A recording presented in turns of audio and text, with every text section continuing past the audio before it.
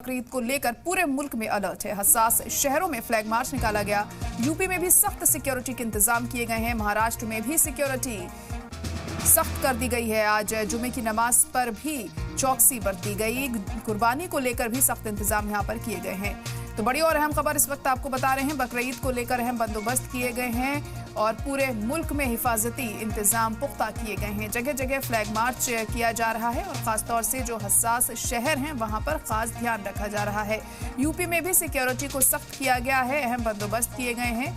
जो सेंसिटिव इलाके हैं वहां पर फ्लैग मार्च भी हो रहा है और लोगों को भी हिदायत दी जा रही है कि वो गाइडलाइंस को फॉलो करें और कोई भी किसी तरह की ऐसी हरकत करता हुआ पाया गया तो उसके खिलाफ सख्त कार्रवाई की जाएगी। तो कानून के खिलाफ वर्जी अगर किसी ने भी की तो उसकी खैर नहीं है, ये साफ कर दिया गया है पुलिस की तरफ से, इंतजामिया की तरफ से, और जो तमाम गाइडलाइंस यहाँ पर जारी की गई हैं और उसके हिसाब से ही इस त्योहार को मनाया जाए। तो महाराष्ट्र में भी सिक्योरिटी को सख्त किया गया है।